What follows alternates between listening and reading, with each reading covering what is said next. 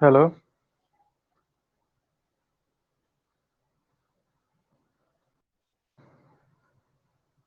आवाज आ रही है ना?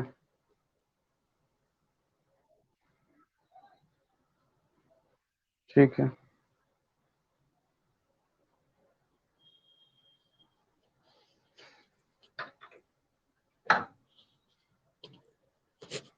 चलिए चलिए।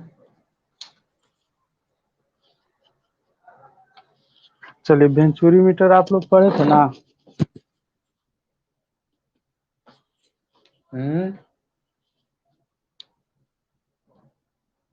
बोल नहीं रहे हैं। हम्म। वेंचुरी मीटर आप लोग पढ़े थे ना?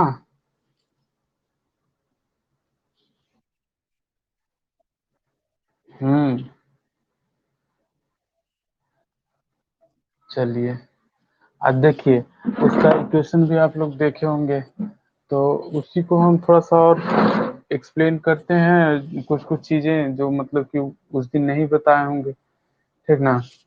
आ, हम लोग अगर देखें ये बर्नौली इक्वेशन को, तो हमारा क्या होता है, Z1 plus P1 by rho G plus V1 का square by 2G is equal to constant कर सकते हैं, या फिर Z1 is equal Z2 plus P2 का square, sorry P2 by rho G plus V2 का स्क्वायर बाई 2G, ये होता है।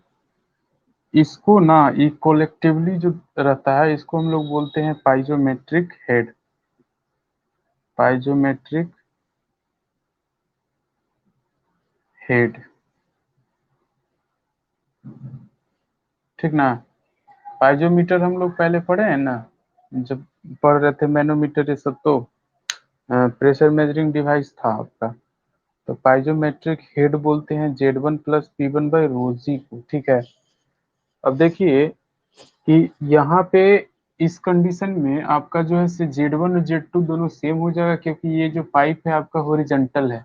ठीक है, तो हॉरिजॉन्टल होने के कारण से ना, डेटम लाइन से दोनों का यहाँ तक का, ये एक्सिस तक पहुंचो या ये एक्सिस तक पहुंचो, दोनों तक का आपका Z1 और Z2 जो से सेम रहेगा। हम दो सेक्शन ले, अगर इसमें ले लें तो, एक सेक्शन यहाँ पे अगर ले लें, ठीक है, इसमें हमने पाइजोमीटर लगा दिया, और यहाँ पे भी पाइजोमीटर लगा दीजिए। इस आपका दूसरा सेक्शन एक थ्रोट पे लिया हमने, तो इसमें मान लेते हैं कि प्रेशर आपका यहाँ तक पहुंच गया। प्रेशर हेड, ये पाइजोमेट्रिक हेड, प्रेशर हेड बोल रहे, पाइजोमेट्रिक हेड, इसमें जो है आपका यहाँ तक पहुंचा। ठीक है, तो ये जो पोर्शन होगा हमारा, वो हमारा डिफरेंस आएगा, पाइजोमेट्रिक हेड का डिफरेंस आएगा, जिसको हमने एच से डिनोट किया है। ये जो एच है आपका क्या है, सेक्शन 1 और 2 के बीच का पाइजोमेट्रिक हेड कहलाएगा। ठीक है, एच जो है वो आपको क्या कहलाएगा, सेक्शन 1 और 2 के बीच का पाइजोमेट्रिक हेड का डिफरेंस है। ठीक है, यहाँ पे पाइजोमेट्रिक हेड ये है, यहाँ पे पाइजोमेट्रिक हेड ये है, दोनों के बीच का डिफरेंस एच है। ठीक है, अब चूंकि यहाँ पे डेटम लाइन जब आप ले रहे हैं, हॉरिजॉन्टल है आपका पाइप, तो डेटम लाइन अगर आपने लिया है हॉरिजॉन्टल को, तो Z1 और Z2 जो है बराबर हो जाएगा। उस केस में आपका जो है ये किसका डिफरेंस बन जाएगा, तो प्रेशर हेड का डिफरेंस बन जाएगा। ठीक है, ये जो एच है आपका क्या बन जाएगा, प्रेशर हेड का डिफरेंस बन जाएगा। ठीक है, तो दिमाग ये हम याद ये दिलाना चाहते हैं कि पी बाई रोजी प्लस जेड जो है वो आपका पाइजोमेट्रिक हेड कहलाता है, यानी पाइजोमेट्रिक हेड इज इक्वल टू हमारा क्या होता है, pressure head plus gravitational head. ठीक ना? प्रेशर हेड और ग्रेविटेशनल हेड को हम ना पाइजोमेट्रिक हेड कहते हैं। ठीक है, ये आपका पाइजोमीटर है, ट्यूब इस तरह का। हम लोग अगर आप देखे होंगे प्रेशर मेजरिंग डिवाइसेस में ना, तो वहां पे आपका सबसे पहले यही पढ़ा है, इसी को पढ़ाए थे। ठीक है, पाइजोमीटर। अब देखिए, इसको हम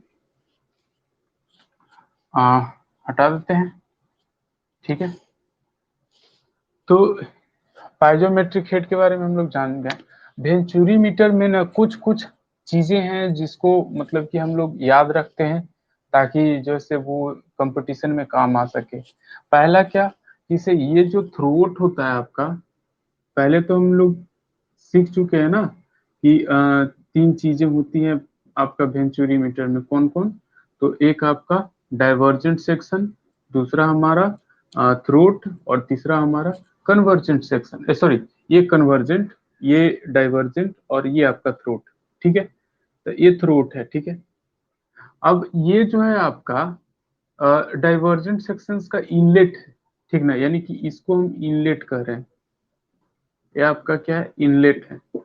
अब बात ये है कि इनलेट का ये पाइप का जो डायमीटर है वो थ्रोट के डायमीटर से कितना गुना होता है। ठीक ना, या फिर कहे कि से थ्रोट का जो डायमीटर है ये आपका इन ये पाइप जो है आपका पाइप के डायमीटर से कितना गुना होता है। ठीक ना, ये आपका जो वेंचुरी मीटर है वो एक्चुअल में यही इतना ही तक है। इधर आपका पाइप लगा हुआ है, इधर भी आपका पाइप लगा हुआ है। ठीक है, वेंचुरी मीटर जो है आपका सिर्फ ये वाला सेक्शन होता है। ठीक है, अच्छा, अब हमने लिखा कि से जो आपका थ्रोट का जो डायमीटर होता है वो 1/3 से लेकर के 3/4 डी तक हो सकता है, यानी कि डायमीटर ऑफ पाइप का हो सकता है। ठीक ना, डायमीटर ऑफ पाइप का 1/3 गुना से लेकर के 3/4 गुना तक हो सकता है।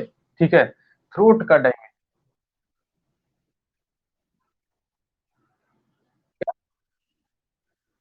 और 1/3 से लेकर के 3/4 तक कांस्टेंट कैसे हो गया बताओ। थ्रोट का डायमीटर कांस्टेंट कैसे हो गया, 1/3 से लेकर के 3/4 तक हो सकता है। ठीक है, 3 से 3/4। हाँ बोलो।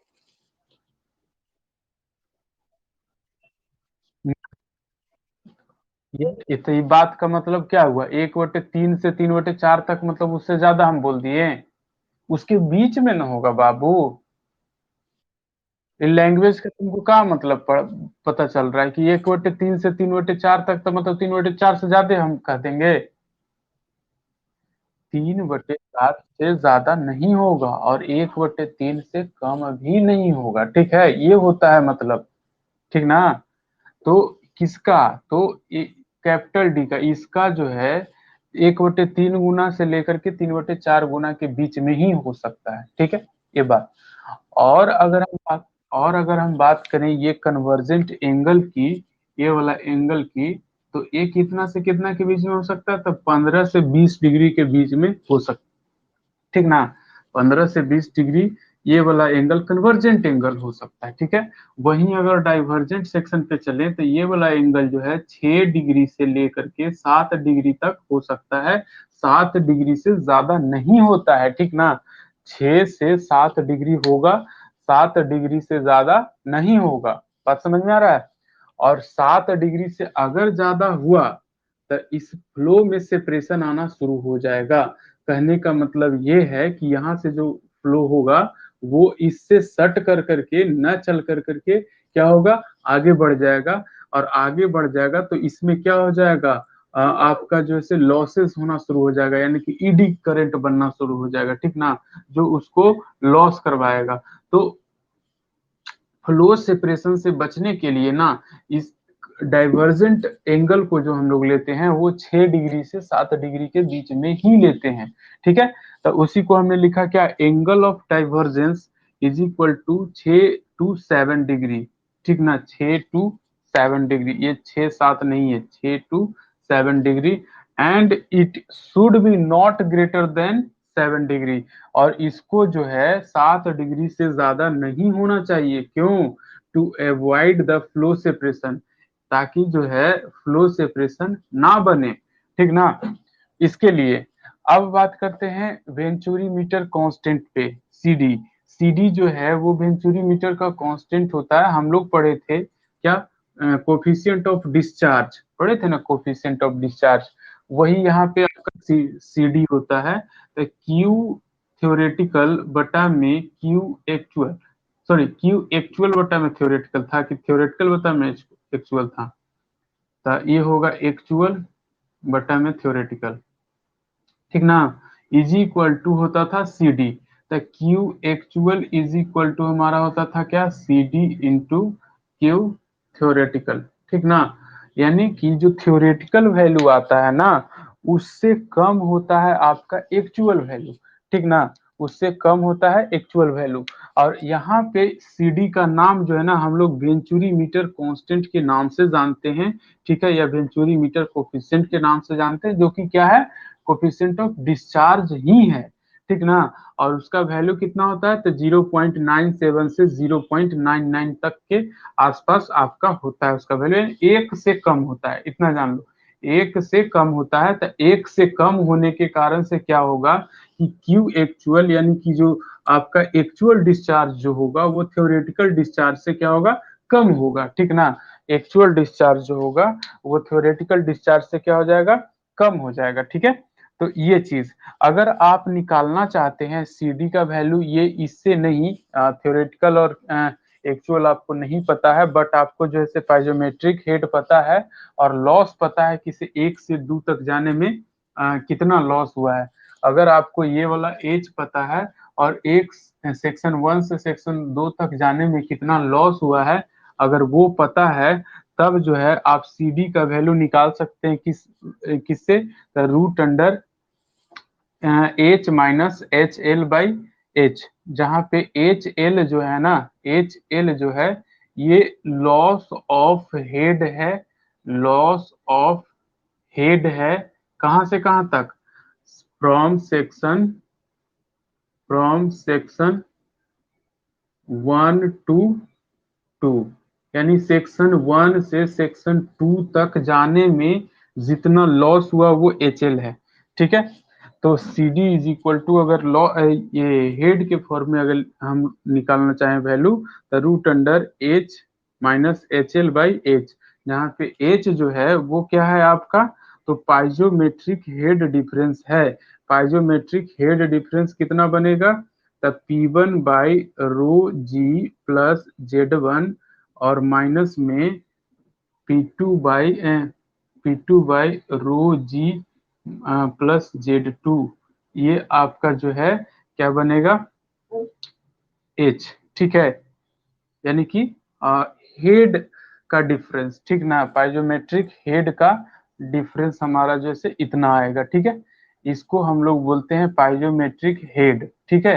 यानी कि पाइजोमीटर अगर यहाँ पे लगा दें तो इससे जो हमारा हेड बनेगा वो, और यहाँ पे अगर पाइजोमीटर लगा दें उससे जो हमारा हेड बनेगा, दोनों का डिफरेंस ले लेंगे तो वही हमारा क्या आ जाएगा, पाइजोमेट्रिक हेड डिफरेंस, ठीक है। ये हुआ।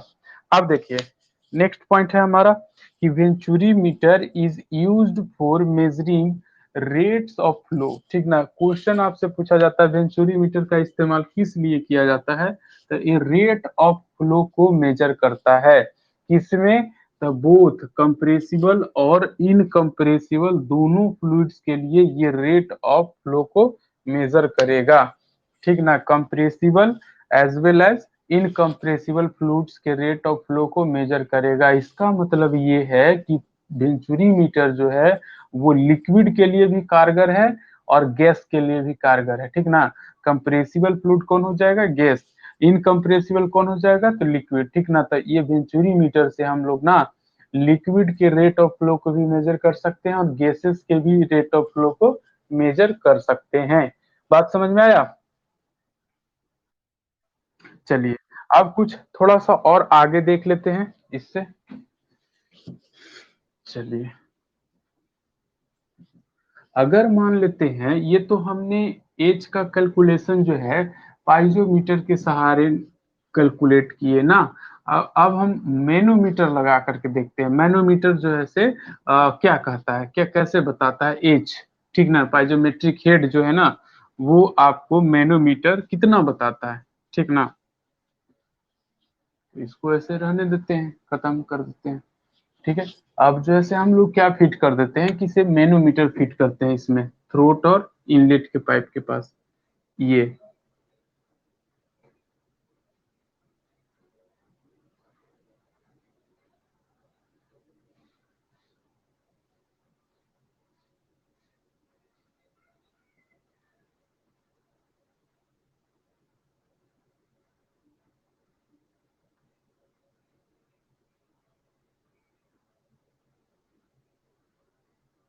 ठीक है, ये हमारा मैनोमीटर है। ये मैनोमीटर कब काम करेगा? जब आपका इसमें जो फ्लूइड रहता है ना, इसमें जो फ्लूइड रहता है वो अगर मान लेते हैं कि से हेवी लिक्विड है, ठीक ना, जब इसमें भरा हुआ फ्लूइड जो है वो आपको हेवी लिक्विड है, तब जो है से ये काम करेगा। देखिए,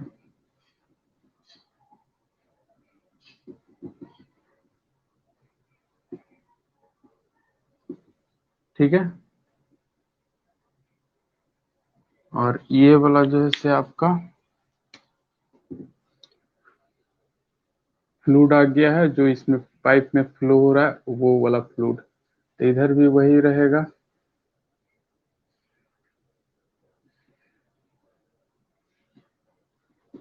मान लेते हैं जो पाइप में फ्लूइड फ्लो कर रहा है ना, उसकी जो स्पेसिफिक ग्रेविटी है वो एस ओ है, ठीक ना, या एस एफ कर देते हैं, एस एफ है, ठीक है। और जो मैनोमीटर में फ्लूइड पहले से भरा हुआ है उसको मान लेते हैं कि एस एम है, ठीक है। ये एस एफ जो लिख रहे हैं ना वो स्पेसिफिक ग्रेविटी है किसका? तो जो फ्लूइड पाइप में फ्लो हो रहा है उसका स्पेसिफिक ग्रेविटी है, और ए एस एम जो है वो किसका स्पेसिफिक ग्रेविटी है? तो जो आपका लिक्विड पहले से मैनोमीटर मैनोमेट्रिक लिक्विड जो है उसका है जो से आपका स्पेसिफिक ग्रेविटी एस एम, ठीक है। ये वाला जो हाइट है आपका, ये मान लेते हैं कि एक्स है, यही आपका मैनोमेट्रिक रीडिंग है, ठीक ना, यही जो है आपका क्या है, मैनोमेट्रिक रीडिंग है। इधर का प्रेशर ज्यादा होने के कारण से ये इसको दबाया और इधर जो है ऊपर कर दिया, ठीक है। अब ये बात हुआ, इस सेक्शन पे आपका प्रेशर ज्यादा और इस सेक्शन पे प्रेशर कम। अब दिमाग में ये चल रहा होगा कि सर ये तो सेक्शन एरिया कम हो गया तो प्रेशर ज्यादा होना चाहिए according to situation, F is ये प्रेशर इज इक्वल टू होता है क्या, एफ बाई ए। ये दिमाग में चलता है बातें, ठीक है। तो ये इसलिए यहाँ पे प्रेशर हेड जो से ज्यादा नहीं हो पाता है, क्योंकि ये जो आपका कन्वर्जेंट पोर्शन ना, तो ये कन्वर्जेंट यहाँ से यानी एरिया जो कम हो रहा है आपको यहाँ पे, उसका इफेक्ट जो है से यहाँ पे दिख रहा है ना, कन्वर्जेंस तो यहाँ से शुरू हुआ है ना, तो ये यहाँ से प्रेशर डालना शुरू करेगा तो ये वाला एरिया ज्यादा होगा।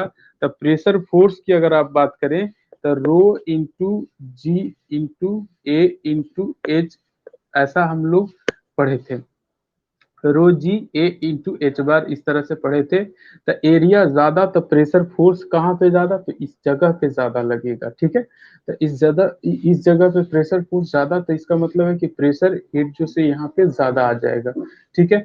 और ज्यादा आ जाने के कारण से जो है से आपका क्या बोलते हैं, वो प्रेशर इसको दबाएगा, यहाँ पे एरिया कम है तो प्रेशर फोर्स भी कम लगेगा।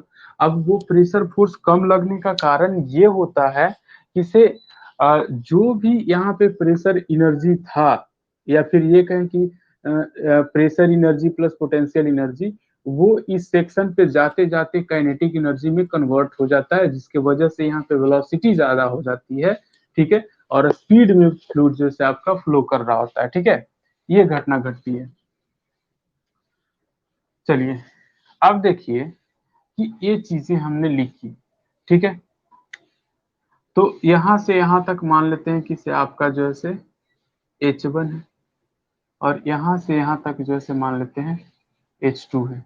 और एक बात और ध्यान दीजिएगा, H1 माइनस H2 है वो भी जो है से एक से ही होगा ना कि कुछ और होगा, एच H1 माइनस H2 जो है वो क्या हो जाएगा, x के बराबर ही हो जाएगा, ठीक है। तो लिखते हैं value of H, value of H given by manometer, manometer when when manometric liquid, manometric liquid is heavy, तरह से होगा, अभी जा रहा है।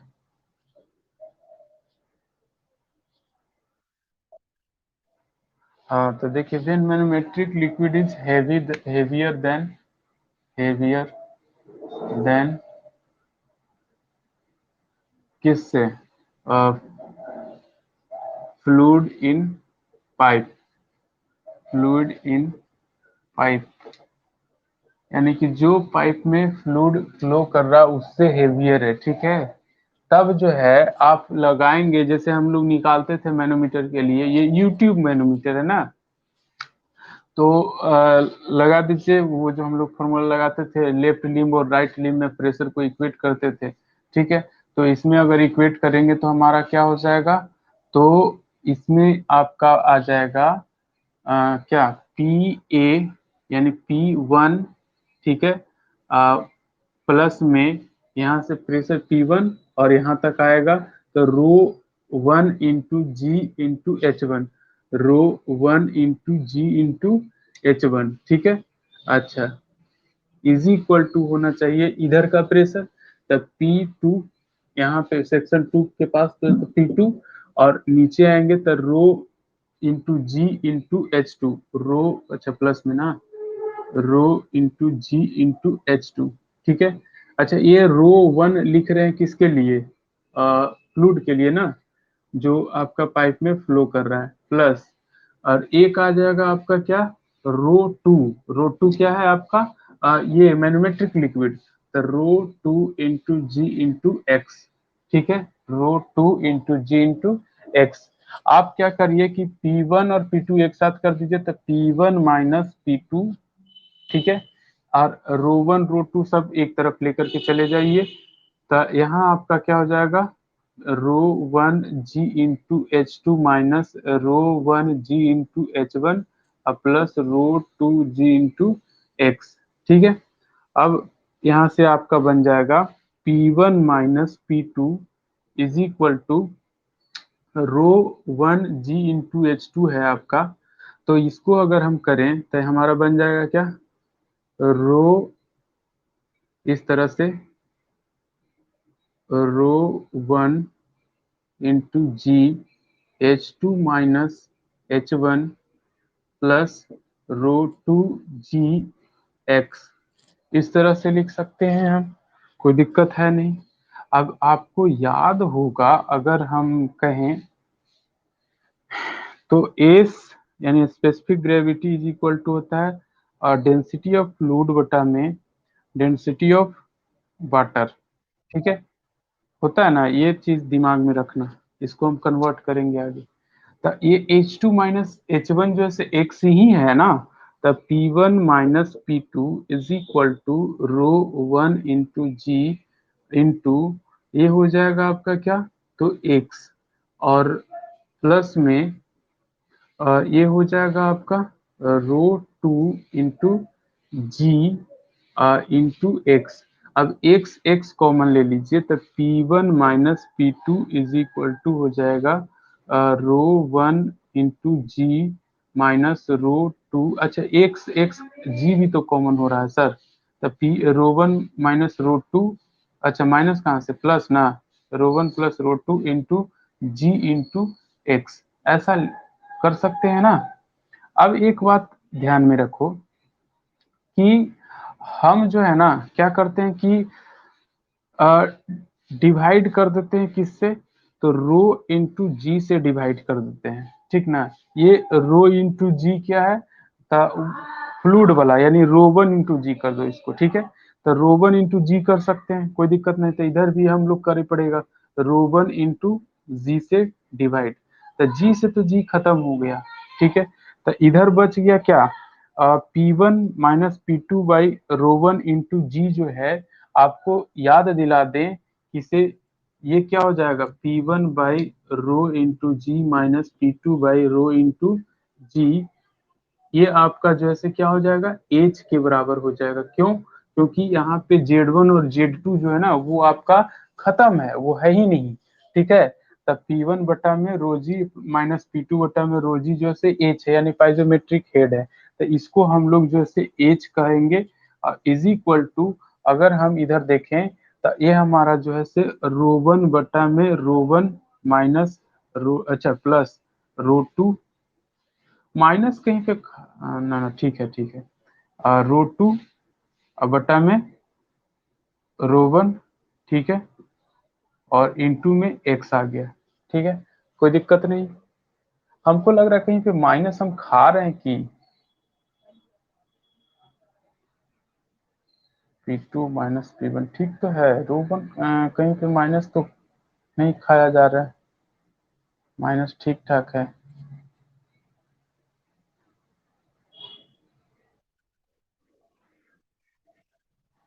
कहीं पे माइनस तो नहीं इन्हें उन्हें कर रहे हैं। हमको ऐसा लग रहा है कहीं पे माइनस जो है इधर उधर कर रहे हैं, ठीक है, इसलिए जो है हम यहाँ पे, ठीक है सगरो ठीक है। अच्छा, हेवी लिक्विड है तो ठीक है, इधर तो दबाएगा तो ऊपर ऊपर चला जाएगा। ठीक तो किए हैं, कोई दिक्कत तो नहीं है।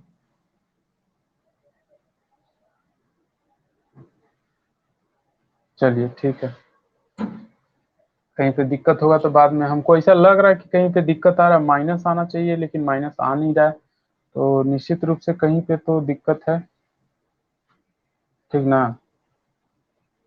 H two minus H one, ये एक्स जो है ना, ये गड़बड़ कर रहा है। एच वन माइनस एच, वही हम सोच रहे हैं कि H two minus H one जो है एक्स कैसे होगा, ये तो गलत बात है ना। H one minus H two करते तो हो भी सकता था, ठीक है, ये गलत बात है। H one minus H two जो है से एक्स होगा ना, तो H two minus x one को एच कर दिए, ये माइनस एक्स हो जाएगा ना। यहाँ पे H one minus H two x लिखे ना, ये ज्यादा हाइट न है इसके कंपैरिजन में, तो ये वाला करोगे तो ये वाला एक्स आपका बनेगा, ठीक है, तो H one minus H two जो है से वो एक्स होगा ना, ठीक है, तो ये आपका कितना हो जाएगा। हाँ देखो, यहीं पे हम कर रहे थे कि माइनस कहीं पे खा जा रहे हैं, तो ये हो जाएगा रो वन माइनस में हो जाएगा रो टू प्लस में हो जाएगा इस सेक्शन पे, यानी कि रो टू माइनस रो वन, ठीक है। अच्छा, अब इसको खोलोगे तो ये आपका टू और माइनस में रो वन बटा रोवन बटा रोवन, ठीक है, तो अब यहाँ बन जाएगा एच इज इक्वल टू, ये आपका हो जाएगा एक्स को आगे ले आइए, अब इसको ना रो टू बटा में हम लिख सकते हैं क्या, रो डब्लू, ठीक ना, और बटा में रो वन बटा में रो डब्लू लिख सकते हैं वाटर के लिए, वाटर से दोनों तरफ हम जो से डिवाइड कर दिए, इसको भी डिवाइड किए इसको भी डिवाइड किए, मिला जुला के कांस्टेंट रहेगा, और इधर जो से आपका वन हो गया। बोलिए ऐसा कर सकते हैं कि नहीं कर सकते हैं,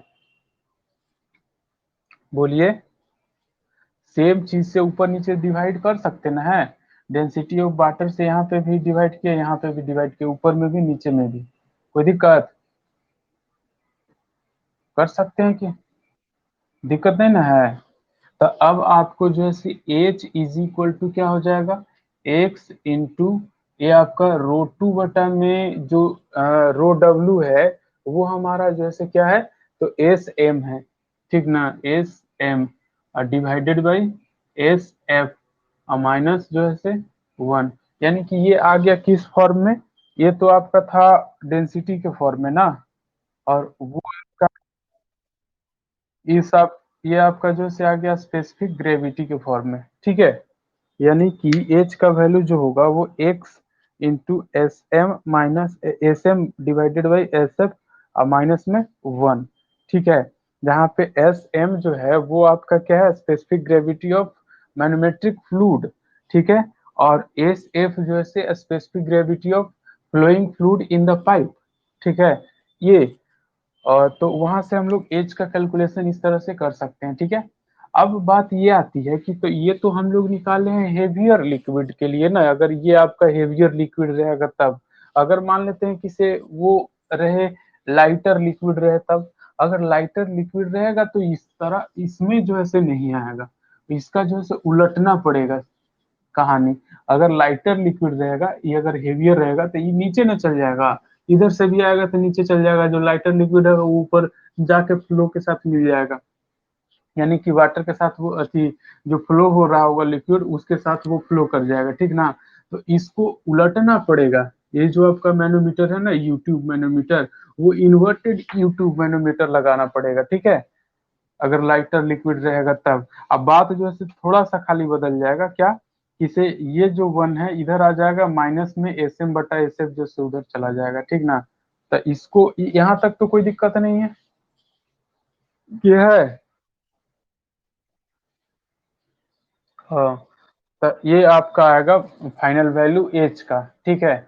अब आते हैं थोड़ा सा उस पर चर्चा करते हैं। जब आपका लाइटर लिक्विड रहता है, मैनोमेट्रिक लिक्विड जो है वो अगर हल्का है फ्लोइंग फ्लूइड से, तब जो है से क्या होगा। Value of H given by manometer when manometric liquid is lighter, यानी कि हल्का, lighter than fluid in the pipe, यानी कि जो फ्लूइड पाइप में फ्लो कर रहा है उससे हल्का रहेगा। तो अब डेरिवेशन में करेंगे, डायरेक्ट वैल्यू लिख रहे हैं, H is equal to X into one minus S M बटा में एस एफ, ठीक है, ये हो जाएगा आपका वैल्यू, ठीक है ना। यानी कि उसी को हमने इधर उधर कर दिया, ठीक है, एस एम बटा में एस एफ इधर था, माइनस में वन था, अब वन जो है प्लस में रहेगा, माइनस में एस एम बटा एस एफ होगा, ठीक है, फॉर लाइटर मैनोमेट्रिक लिक्विड, ठीक है, ये कंडीशन होगा। अब देखिए, अगर ये तो हुआ हमारा क्या, वेंचुरीमीटर इज हॉरिजॉन्टल, ये जो सारा चीजें हमने लाई हैं वो कब आएगा आपका, जब आपका मैनोमीटर जो है, फिगर को एक बार फिर से समझा दें। हमने कहा कि से आप, अच्छा ये जो डेरिवेशन किए थे जो, तब पूछे तो बताया ना, बताना, जब पूछ रहे थे तो बोलना चाहिए था ना कि हाँ सर फिर से कर दीजिए।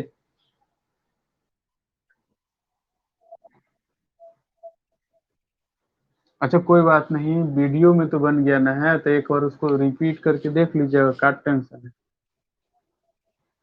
फिगर ये है कि से आपका जो है हॉरिजॉन्टल वेंचुरीमीटर हमने फिट किया हॉरिजॉन्टल पाइप में, ठीक है। तो इस केस में जो है आपका क्या हो जाएगा, Z1 Z2 बराबर हो जाएगा, ठीक है। हमने क्या किया कि सेक्शन वन पे यानी इन पाइप के इनलेट पे, यानी कि वेंचुरीमीटर के इनलेट पे ना, एक हमने पाइजोमीटर फिट किया, और सेक्शन टू जो कि थ्रोट है, यानी वेंचुरीमीटर का थ्रोट, वहां पे भी हमने एक पाइजोमीटर फिट किया। और पाइजोमीटर का दोनों में रीडिंग जो आएगा उसका जो डिफरेंस होगा उसी को हम लोग कह रहे हैं पाइजोमेट्रिक डिफरेंस एच, ठीक है। एच जो है क्या है हमारा, पाइजोमेट्रिक हेड डिफरेंस है, ठीक है। अच्छा, अब जो है ये पाइजोमेट्रिक हेड डिफरेंस जो है अगर हम मैनोमीटर लगा दें तो उसके टर्म में कैसे ये कैलकुलेट किए जाएगा, ठीक है। तो ये जो है उसके लिए हमने व्यवस्था अपनाया कि एक यू ट्यूब मैनोमीटर को फिट किया, जिसमें हमने लिक्विड जो रखा है मैनोमेट्रिक लिक्विड, उसकी स्पेसिफिक ग्रेविटी एस एम है, और जो आपका फ्लूइड फ्लो हो रहा है पाइप में उसकी स्पेसिफिक ग्रेविटी एस एफ है, ठीक है। अब जब इसको कैलकुलेशन कर रहे थे हम लोग, तो कैलकुलेशन के बाद आपका जो वैल्यू आया वो आया क्या, H is equal to X into S M divided by S F minus one, ठीक है। जहां पे एच जो है वो क्या है, पी वन बटा में रोजी माइनस पी टू बटा में रोजी, यानी कि ये कह सकते हैं कि ये जो है हमारा पाइजोमेट्रिक हेड डिफरेंस होता है, ठीक है। अगर मान लेते हैं कि इसे ये इंक्लाइंड रहता ना, तो इंक्लाइंड रहता तो Z1 Z2 बराबर नहीं होता, तो ये जो आपका एच होगा वो एच इस तरह से हो जाएगा कि Z1 प्लस P1 बटा में रोजी, ठीक है, माइनस Z2 प्लस P2 बटा में रोजी, ठीक है। इस तरह से जो है आपका ये एच मिलता, ठीक है ना। अगर इंक्लाइंड होता तो, ठीक है, अगर इंक्लाइंड होता तो जो है से ये आपका आता। बात समझ में आया।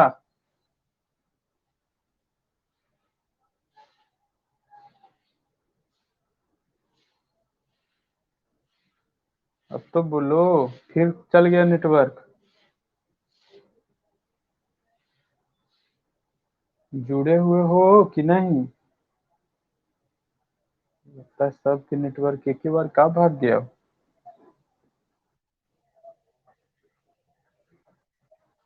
हाँ, और नहीं भी समझे तो आपका रिकॉर्डिंग में रहेगा, ठीक है, रिकॉर्डिंग में फिर आपको नेटवर्क का इशू नहीं रहेगा, आप उसको डाउनलोड करके देख सकते हैं। ठीक है, तो ये चीजें हैं। अब देखिए, तो ये चीज तो हमने कर दी। अब देखिए, ये खाली आपको जो है हॉरिजॉन्टल के लिए ये बात हमने किया है, ठीक है। और ये एच का वैल्यू जो है ना, इस फॉर्म में मैनोमीटर के द्वारा जो बताया जाएगा ना, वो ऑलवेज ऐसा ही बताया जाएगा। जब ये लाइटर लिक्विड रहेगा तो X into one minus S M बटा में एस एफ, हेवियर लिक्विड रहेगा तो H is equal to X into S M बटा एस एफ माइनस वन। ठीक है, ये चीज आपको याद रखना है, ठीक है, दिमाग में एकदम सेट करके। कैसे आया ये भी आपको दिखाएं, ठीक है। हम डेरिवेशन इसलिए किए ताकि जैसे ये आपको याद रह सके, ठीक ना।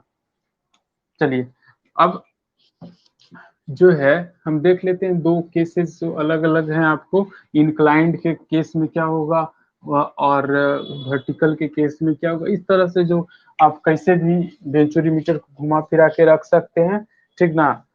ऐसा नहीं कि से मतलब कि खाली इंक्लाइंड पे होता है या फिर खाली हॉरिजॉन्टल रहेगा तब होगा, ठीक ना।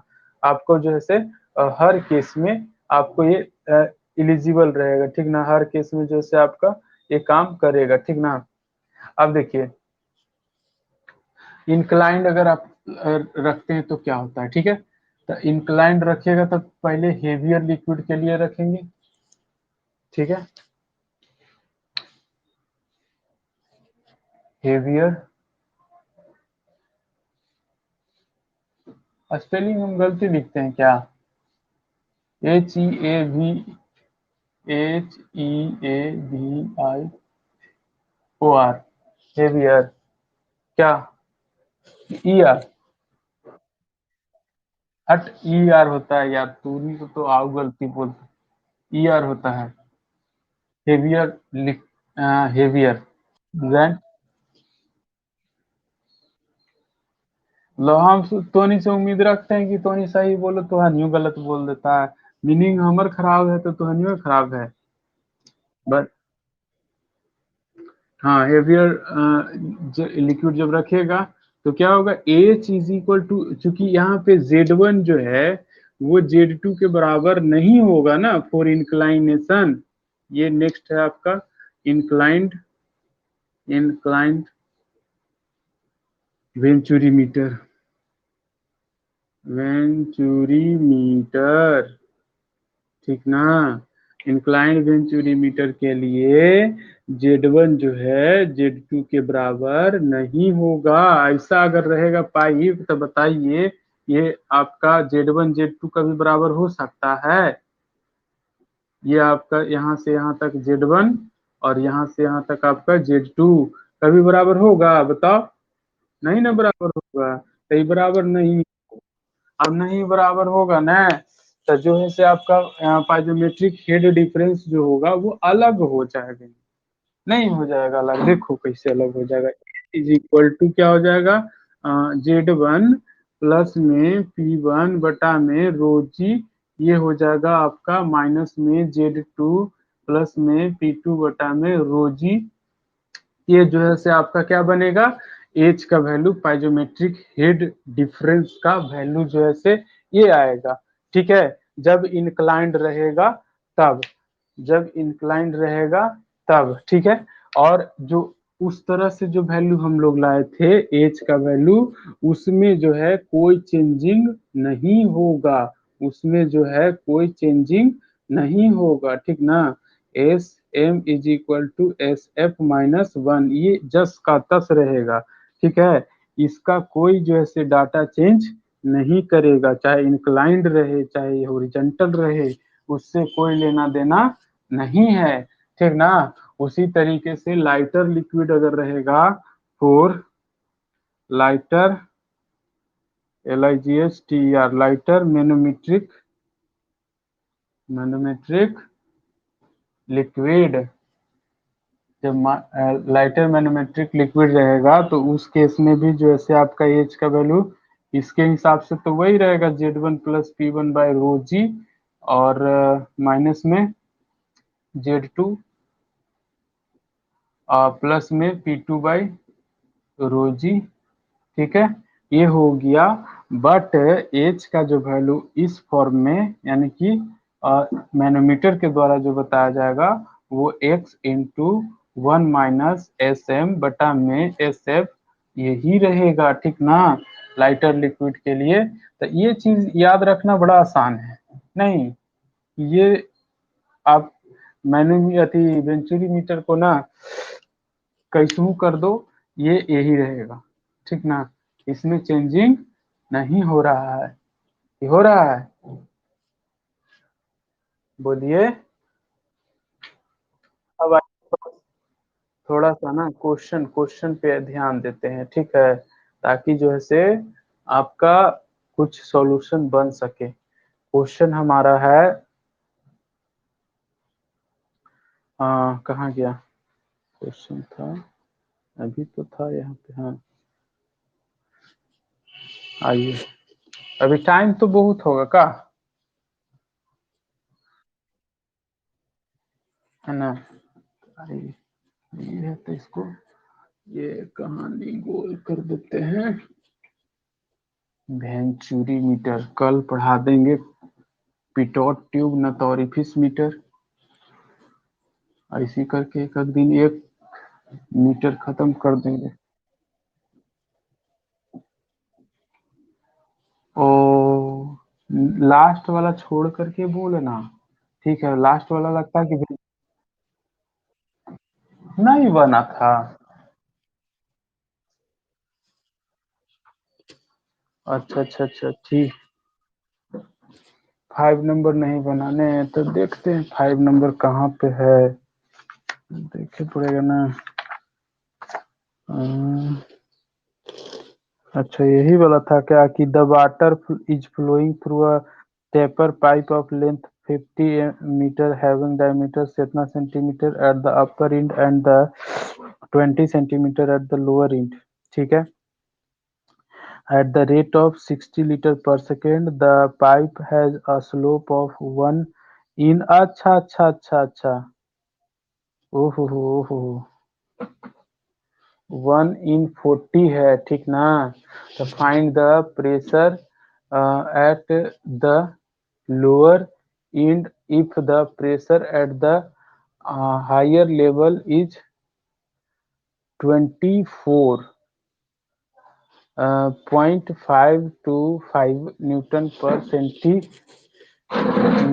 स्क्वायर, ठीक है।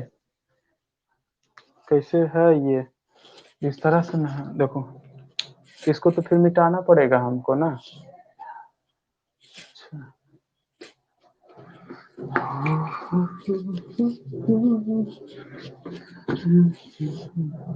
टेपर पाइप है, लीजिए टेपर पाइप बना देते हैं, और लेंथ 50 मीटर है, having diameter 40 centimetre at the upper and, ठीक है, and 20 centimetre at the lower and, lower and पे कम है, ठीक ना। तो ऐसे ऐसे कर दो, और इसको कहीं से इधर से ले लो, ठीक है, सेक्शन 1 सेक्शन 2, ठीक है, D2 is equal to 40, D1 is equal to 20 centimetre centimetre, ठीक है। और क्या कहता है कि water is flowing through the taper pipe of length 40 metre, length जो है से 40 मीटर है, ठीक ना। ये वाला जो लेंथ है आपका, मान लेते हैं कि यहाँ से यहाँ तक का, ये जो है से आपका 50 मीटर है, आई थिंक, हाँ 50 metre, at the rate of 60 litre per second discharge, Q is equal to जो है 60 लीटर पर सेकेंड दिया हुआ, ठीक है, कोई दिक्कत नहीं है। अच्छा, the pipe has a slope of 1 in L, यानी कि 1 in 40 है, 1 in 40, तो ये स्लोप आपका कहलाएगा क्या, ऐसा इस तरह से है ना, तो ये 40 तो ये 1, ठीक है, ये तो ये थीटा, ठीक है, 1/40, तो यानी कि हो जाएगा cos theta is equal to 1/40 ना, ये बनेगा हमारा क्या। अच्छा, find the pressure at the lower end if the pressure at the higher level is 24.5। अच्छा, प्रेशर एट लोअर एंड यानी कि P1 का वैल्यू नहीं पता है, P2 का वैल्यू जैसे पता है, P2 का वैल्यू जैसे पता है, ठीक है, ये ना। अच्छा, P2 का वैल्यू कितना है वैसे, 24.525, 24.525 न्यूटन पर सेंटीमीटर स्क्वायर, ठीक है, इसको लिख सकते हैं 24.525 गुने 10 के पावर 4 न्यूटन पर मीटर स्क्वायर। खत्म। चलिए, डिस्चार्ज का भी वैल्यू पता है, तो ये लगभग क्वेश्चन जो से सॉल्व हो चुका है आपका। देखिए कि लेंथ जो से 50 मीटर दिया हुआ है, ठीक है, तो आपको कहता है कि 1 मीटर लेंथ में ना, 1 मीटर, अच्छा अच्छा अच्छा अच्छा अच्छा अच्छा अच्छा, हमको इससे काम है, इससे काम नहीं है, ठीक है। तो यहाँ से अगर हम, अगर इसको ले लेते हैं डेटम लाइन ना, तो हमको जैसे डायरेक्ट वैल्यू ये वाला आ जाएगा। 1 मीटर में ये 40 अगर कर दें तो ये आपका 50 मीटर में कितना हो जाएगा। तो सीधा सीधी आप कर सकते हैं, क्योंकि 1 मीटर में आपका जो है 40 मीटर हाइट जा रहा है, तो 50 मीटर में कितना चला जाएगा, तो 40 गुने 50 यानी कि 200, 5 के 20, 2000 मीटर हो जाएगा आई थिंक। अगर स्लोप इस तरह से अगर लिया है तो, ठीक है, स्लोप तो यही लेना चाहिए ना। ये वाला कह रहा है आपका 1/40। देखो 1/L का जो वैल्यू होता है ना, आपको तरह तरह से तरह तरह के चीजों को लेता है, ठीक है। कभी जो है ये वाला लेंथ ले लेता है 1, और ये जो है 40 लेता है, ठीक है। तो टैपरिंग के केस में ना, टैपरिंग के केस में फ्लूइड, हम जो ये बात बता रहे हैं कहाँ से हम बता रहे हैं, हम बता रहे हैं आपको फिजिक्स से बता रहे हैं, ठीक है। ये हम फ्लूइड मैकेनिक्स से नहीं बता रहे हैं। तो हम जो क्वेश्चन बनाए हैं वो 1/L जो है ना, साइन थीटा लेते थे, sine theta is equal to 1/40 इस तरह से। तो ये हमारा क्या हो जाता था, P/H ना, तो P/H जो है 40 हो जाता था, सॉरी P/H जो है 1/40 हो जाता था इस तरह से, ठीक है। तो हमको जो है से यहाँ पे दिया हुआ है 50 मीटर लेंथ दिया हुआ है, ठीक है। अच्छा, और ये वाला हाइट जो है से हमको पता नहीं है, तो ये निश्चित रूप से ये जो लेंथ दिया है ना, तो लेंथ दिया है तो नीचे वाला लेंथ लिया होगा, जो हिसाब से टैपरिंग दिखा रहा है। क्या कि इसमें भी आपका तब होता है बेजिक, जब हम लोग लेते थे तब होता था, यहाँ पे लेंथ दिया तो निश्चित रूप से ये वाला लेगा ही, और इसका जैसे ये वाला आपका कर्ण इसको बोलते हैं ना, हाइपोटेनस और बेस का आपको डाटा लिया होगा, तभी तो ये लेंथ के वाइज से आपको देगा। तो हम कहते हैं कि से 1 मीटर में 40 मीटर ये आता है, तो 50 मीटर में आपका ये ऐसे नहीं चलेगा, क्योंकि इस तरह से आप करिए cos theta is equal to आपका कितना हो जाएगा, यहाँ पे तो साइन थीटा नहीं लगेगा, ये आपका बेस हो जाएगा, ये आपका कर्ण, तो ये हो जाएगा आपका कितना कॉस थीटा, तो cos theta is equal to 1/40, ठीक है। तो आपको लेंथ जो दिया हुआ है वो कितना है, 50 मीटर है, ठीक है, इज इक्वल टू यानी कि ये वाला आपका 50 है, ठीक है। तो 50 कर्ण हो गया ना, तो यहाँ पे हो जाएगा लेंथ बटा में कर्ण, तो कर्ण आपका 50 मीटर है, ठीक है। तो यानी एल इज इक्वल टू आपका हो जाएगा कितना 50/40। ठीक है, लेंथ आ गया और हमको निकालना है ये वाला सेक्शन। ठीक है, तो उसके लिए हमको क्या करना होगा, तो आपको पता है ये सेक्शन चीज पता है। ठीक है, और हमको चाहिए ये वाला, तो कह सकते हैं कि से cos theta is equal to इतना, तो sin theta is equal to कितना हो जाएगा, तभी तो Z1 का वैल्यू निकालेंगे।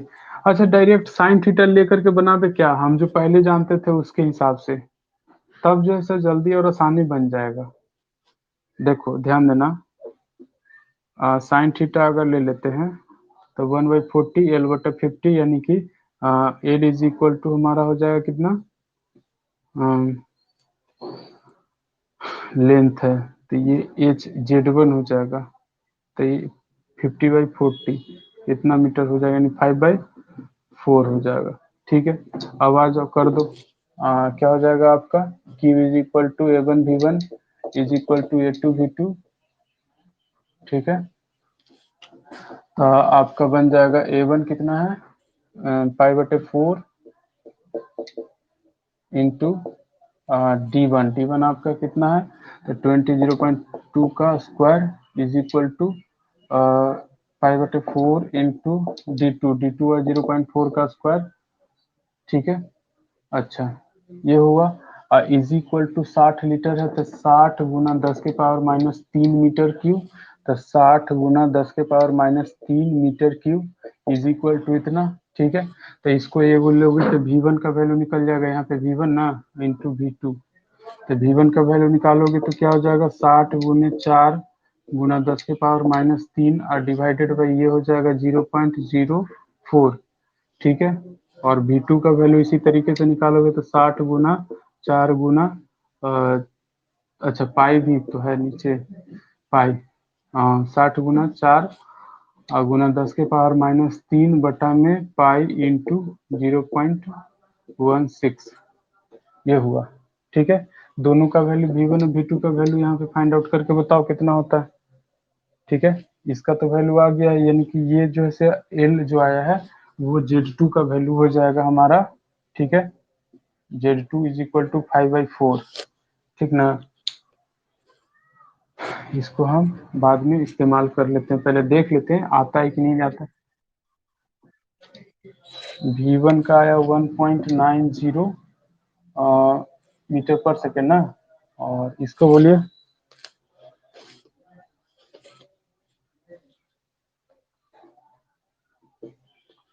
हमको निकालना है P1 का वैल्यू ना, तो Z1 हो जाएगा आपका 5/4 प्लस P1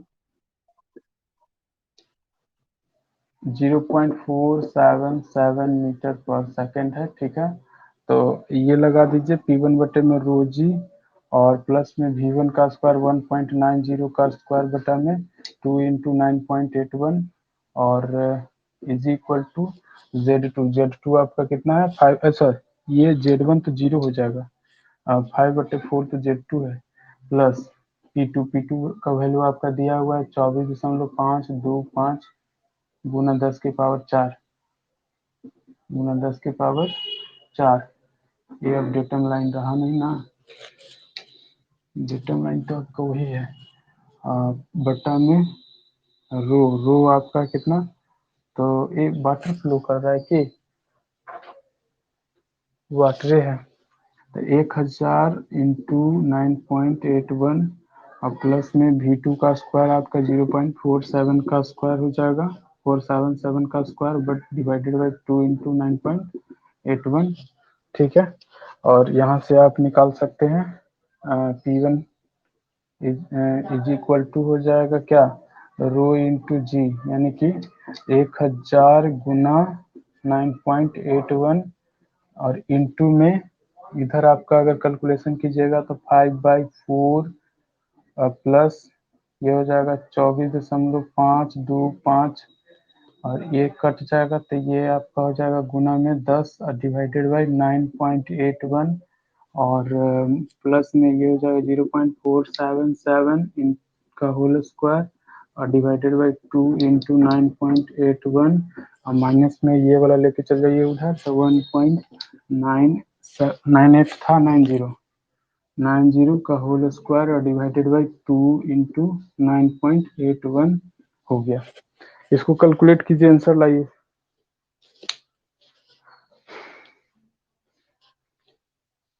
जल्दी करो थोड़ा, ठीक ना। तब तक हम देखते हैं टैपरिंग का केस क्या लिया ये। 1 in L का तो फॉर्मूला ये लिया नहीं है।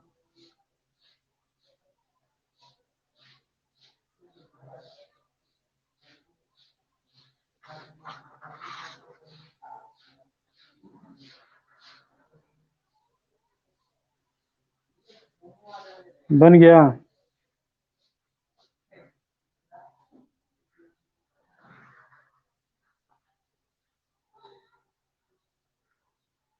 बना बाबू।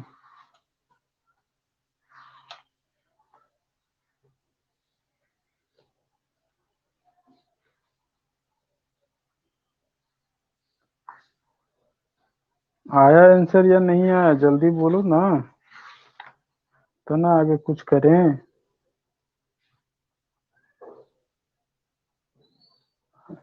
है कि कट कुट गया जी? हाँ तो बोलो, आंसर बोलो, आंसर।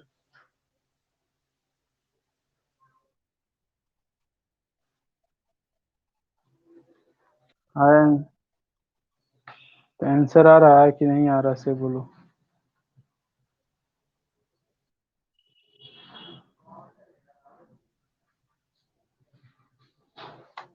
थोड़ा सा पहले हम ही देख लेंगे। कहाँ 25 दशमलव। हाँ तो ठीक है, तो वही साइन थीटा लेना है आपको भी, ठीक है।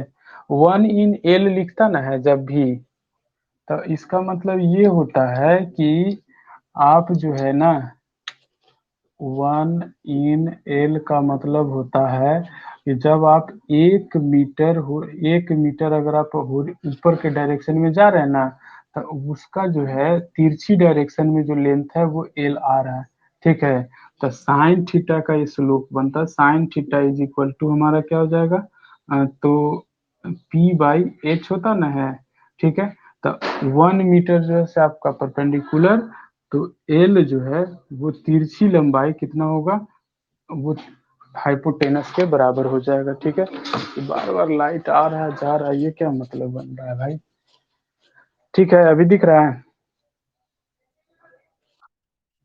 तो जब भी आपको दिया हुआ रहे 1 in 40, 1 in 40, इसका मतलब हो जाएगा साइन थीटा बराबर क्या, 1/40, ठीक ना।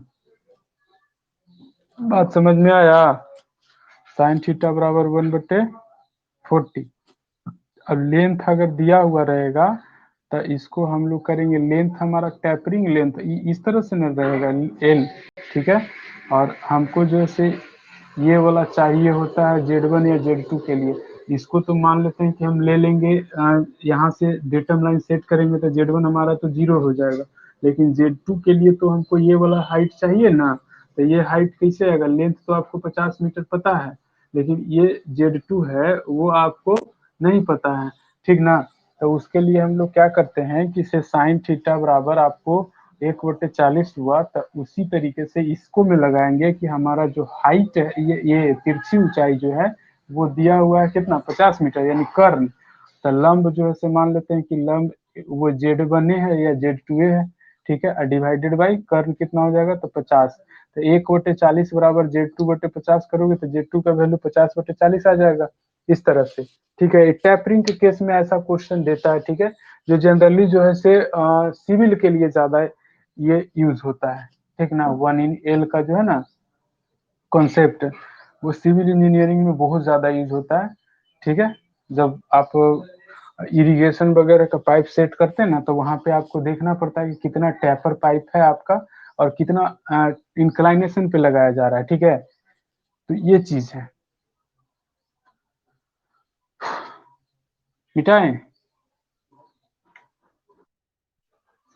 हाँ, तो 1 in L दिया हुआ रहेगा तो हमेशा साइन थीटा लीजिएगा, ठीक ना।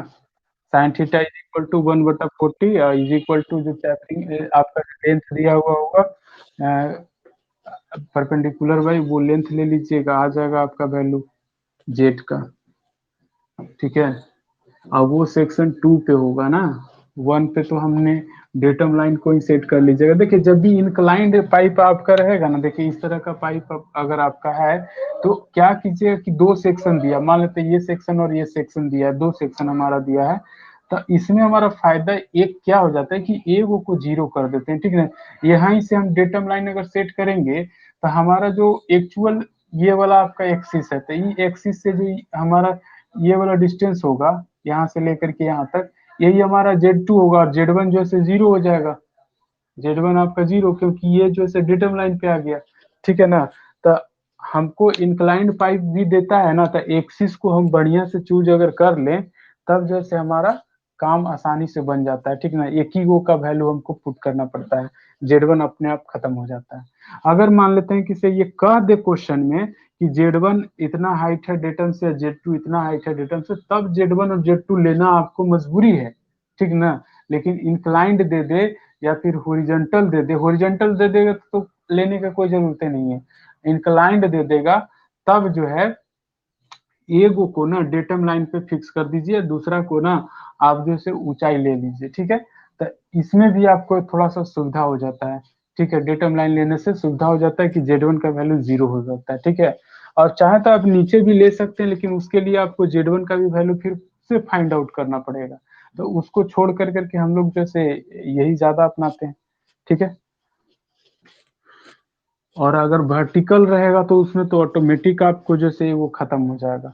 क्यों? क्योंकि वर्टिकल रहेगा, इस तरह से पाइप अगर रहेगा तो ये दो सेक्शन आपने लिया, तो ये वाला को आप ले लीजिए क्या डेटम लाइन, तो यहाँ से जो भी हाइट रहेगा वही आपका जो है Z2 का वैल्यू होगा, ठीक है। इस तरह से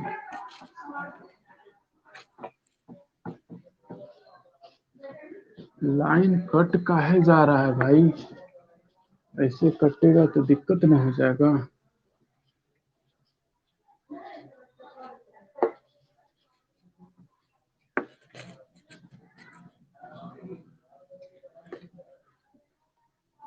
हो गया।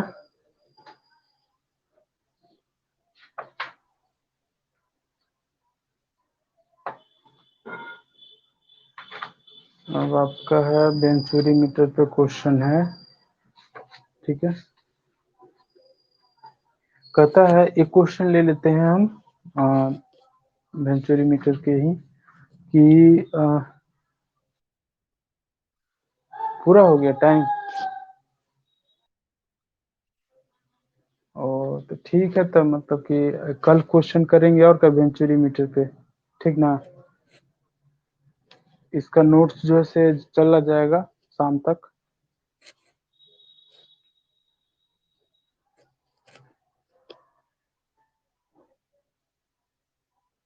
आज का क्लास ठीक लगा? कोई दिक्कत? कोई दिक्कत नहीं ना? समझ में आया नहीं? चलिए,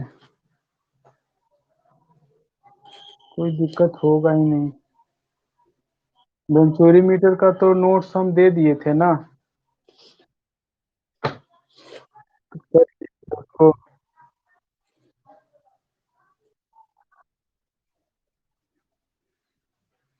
अमित सर फिर से पढ़ाने नहीं लगे हैं। अमित सर आए थे मेरे रूम पे एक दिन के लिए, तो हम जो से उनको क्लास दिए, ठीक है। वो फिर से पढ़ा नहीं रहे थे, ठीक ना। बात समझ में आया? वो एक दिन के लिए आए हुए थे रूम पे, तो मतलब कि हम जो है से बोले कि आज आप क्लास लेके देखिए क्या होता है, ठीक ना। हमको मन नहीं था क्लास लेने का उस दिन, तो क्लास उनको दे दिए। और कोई बात नहीं है। बाकी क्लास कैसा लगा था उनका? भी तो क्लास ठीक ही ठाक लगा होगा। कोई दिक्कत तो नहीं था? हाँ तो यही है, पहले वो पढ़ाते थे और हम बाद में आए तो हम फिर पढ़ाना शुरू किए।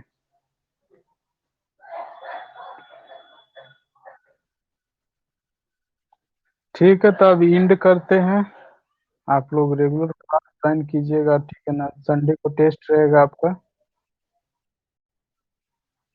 ठीक है।